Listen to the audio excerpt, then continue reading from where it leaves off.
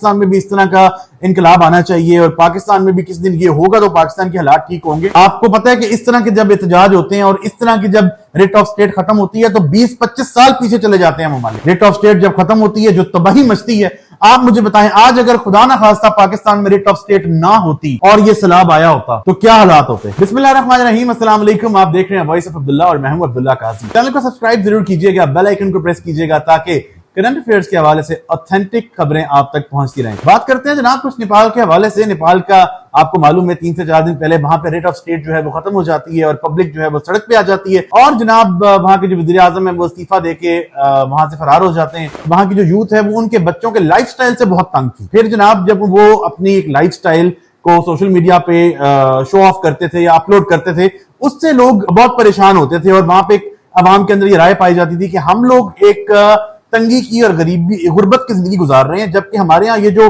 एक elite class है ये अशरफिया बन गई है और ये ऐसी जिंदगी गुजार रही है जो कि गरीब मुल्क की जो हुक्मरान उनको नहीं गुजारनी चाहिए, एक लग्जरी लाइफस्टाइल है। अच्छा, जब इसके ऊपर बात होना शुरू हुई और जो जेनजीज हैं, जो यंगस्टर्स हैं, उन्होंने जनाब इसके ऊपर सोशल मीडिया पे आवाज उठाई तो हुकूमत ने जो सबसे बड़ा ब्लंडर किया वो ये किया कि सोशल मीडिया को बंद कर दिया, यानी तमाम तर एप्स जो हैं उनको बंद कर दिया गया। अब ये सोशल मीडिया जो होता है ना, ये बहुत से लोगों के डिप्रेशन को रिलीज करने का या फिर लोगों को एक जगह मसरूफ रखने का एक बहुत बड़ा जरिया होता है। हुकूमत ने सोशल मीडिया बंद किया जो कि एक बहुत बचगाना मूव थी, तो अवाम का जो गुस्सा है वो जनाब सर चढ़कर बोला और लोग जो है वो सड़कों पे आ गए। अच्छा, लाखों की तादाद में वहां पे लोग निकले हैं। निस्बतन वो एक छोटा मुल्क है, 3 करोड़ की आबादी है वहां पे, और हमारे यहाँ मैं देख रहा हूं कि कुछ लोग ने इसको बड़ा फैंटेसाइज कर रहे हैं और बड़ा आइडियलाइज कर रहे हैं कि पाकिस्तान में भी इस तरह का इनकलाब आना चाहिए और पाकिस्तान में भी किसी दिन ये होगा तो पाकिस्तान के हालात ठीक होंगे। देखिए, किसी भी चीज कोई भी अगर इवेंट होता है ना, उसके प्रॉज एंड कॉन्स होते हैं, ठीक है, नेगेटिव्स और पॉजिटिव्स होते हैं। अगर हम इसके प्रॉज देखें जी, प्रॉज तो ये है जी कि ठीक है, वो एक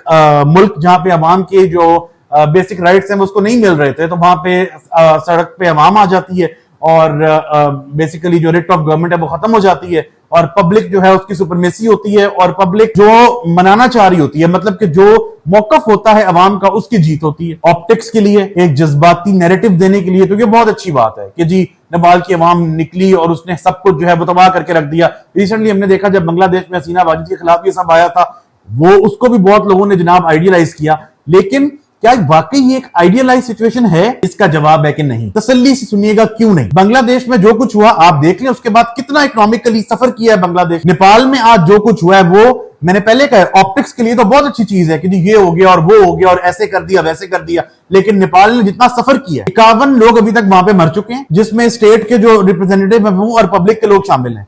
जिंदा वहां पे लोगों को जलाया गया है।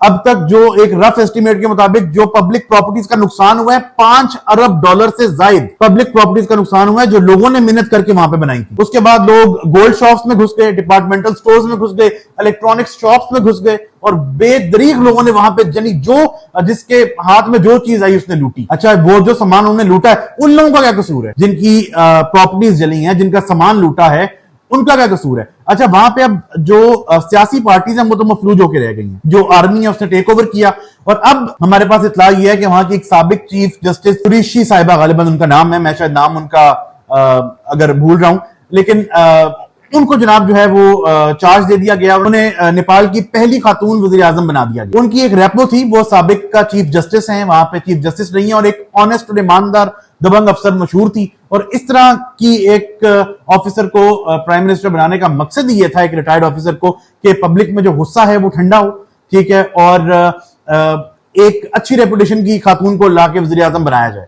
बना दिया, एहतजाज भी हो गए। इकोनॉमिक कली अब कितना सफर करेगा नेपाल? आपको पता है कि इस तरह के जब एहतजाज होते हैं और इस तरह की जब रेट ऑफ स्टेट खत्म होती है तो 20-25 साल पीछे चले जाते हैं ममालिक। यानी हमने वीडियोस देखी है कि शोरूम्स के अंदर लोग घुसे हैं और उन्होंने चाबियां जिनको मिली हैं उठाई और गाड़ियां निकाल के वहां से ले गए। ये किसी की सारी जिंदगी की जमा पूंजी होती है, ये गाड़ियां, ये घर, ये चीजें। इस तरह जब रेट ऑफ स्टेट खत्म होती है तो फिर जिसका जो दिल करता है वो करता है। 13,000 लोग जो कि जेल में वहां पे कैद थे वो निकल के भाग गए। उसमें आप देखें कातिल भी होंगे, उसमें जवारी भी होंगे, उसमें चोर भी होंगे, डकैत भी होंगे, यानी हर तरह के एक नेगेटिव कैरेक्टर वाले लोग मौजूद होंगे। तो कितना नुकसान होगा उसका, ठीक है। और वो वहां पे इतलात आ रही है जी, उनको ढूंढने की कोशिश शुरू कर दी गई है। मेरा तो नहीं ख्याल कि 1300 लोगों को इतने आराम से स्टेट जो है वो ढूंढ सकती है। तो बज़ाहिर ऑप्टिक्स के लिए ये बहुत एक आपको एक जज्बाती तौर पे एक अच्छी चीज लग सकती है, लेकिन किसी भी मुल्क के लिए एक अच्छी चीज नहीं है कि वहां पे रेट ऑफ स्टेट खत्म हो जाए। रेट ऑफ स्टेट जब खत्म होती है, जो तबाही मचती है,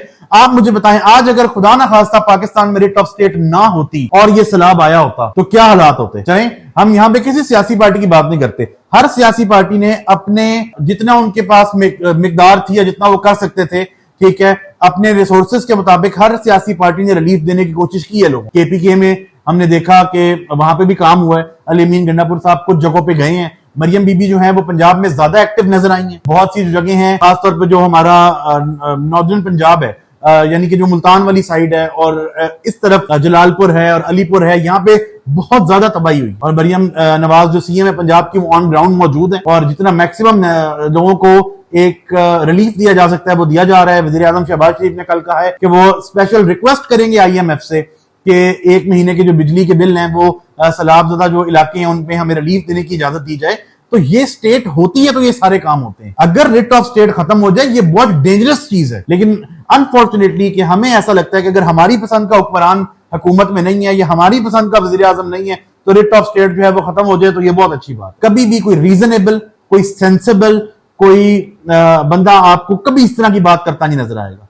ये वो लोग होते हैं जो पेड होते हैं, मुख्तलिफ सियासी पार्टीज के एजेंडे के ऊपर काम करते हैं। और ये कोई मैं तहरीक इंसाफ की बात नहीं कर रहा, हर सियासी पार्टी का यही दिल होता है कि अगर हम हुकूमत में नहीं है तो फिर रेट ऑफ स्टेट जो है वो बेशक खत्म हो जाए। हर पार्टी ने ऐसे लोग रखे होते हैं जो इस तरह की बातें करके, इस तरह का एक फॉल्स और जज्बाती नैरेटिव दे के अवाम का दिमाग खराब कर। नून लीग में भी ऐसे लोग मौजूद है, पीपल्स पार्टी में और पाकिस्तान तहरीक इंसाफ में तो खैर बहुत ज्यादा है। तो ये स्टेट जो है ये हमारे लिए अल्लाह की एक बहुत बड़ी नेमत है। बाकी ठीक है, जहां जहां पे एहतजाज की जरूरत है वहां लोगों को जायज एहतजाज करने का हक होना चाहिए। अच्छा, एक और चीज जो मैं कहना चाहूंगा वो ये कि आप देखिए वहां पे जो एहतजाज था वो किसी शख्स की जात के लिए नहीं था, किसी एक लीडर को मुल्क में लाने के लिए या जेल से निकालने के लिए एहतजाज नहीं था, पब्लिक इशू के ऊपर एहतजाज हुआ है। हमारे यहाँ क्या होता है कि सारी जो सियासत है वो बेस कर रही होती है सियासी लीडर्स की बेस के ऊपर कि मियां नवाज शरीफ को पाकिस्तान वापस ले आए, मियां नवाज शरीफ को जेल से रिलीज करके बाहर भेज दें मुल्क से, या फिर इमरान खान साहब जो हैं उनको, आजकल तो नैरेटिव पीटीआई के जो हमारे भाई हैं उनका यही है कि जी इमरान खान साहब को जेल से निकलना चाहिए, बाकी जो मर्जी हो। बाकी ठीक है, अगर पाकिस्तान में उन लोगों का हक है जो पाकिस्तान में रहते हैं, अगर वो समझते हैं कि इमरान खान साहब को इस तरह जेल से बाहर आना चाहिए और उन्हें वजीर आजम बन जाना चाहिए, तो सर फिर कुछ 6, 7, 8, 10 लोग, 10 लाख लोग आए और करें इस तरह का एहतजाज। यानी 10-15 हजार लोगों से तो फिर उस तरह का इंकलाब नहीं आता। 8-10 लाख लोग अगर बाहर आ जाते हैं तो फिर वो सिचुएशन बन जाएगी कि रेट ऑफ स्टेट जो है वो खत्म हो जाती है। अल्लाह ना करे कभी पाकिस्तान में ऐसा हो, लेकिन अगर लोगों को लगता है कि भाई यही हल है, ठीक है, जिनको लगता है मैं उनकी बात कर रहा हूं, तो ठीक है फिर आप ये काम करें। लेकिन मसला ये है कि जब आप एहतजाज करते हैं तो 10 से 15 हजार से ज्यादा लोग आपके साथ ही निकलते, और फिर उससे बड़ी बात कि ये कहा जाता है कि जी 2 लाख बंदे जलसे में थे और 3 लाख बंदे थे। मेरे भाई, अगर 3 से 4 लाख बंदा किसी मुल्क में निकल आए ना, वहां पे स्टेट कायम ही नहीं रह सकता, उसका जो डिसिप्लिन है। तो थोड़ा सा रीजनेबल और थोड़ा सा सेंसिबली बात किया करें। पाकिस्तान के अंदर रेट ऑफ स्टेट कायम है।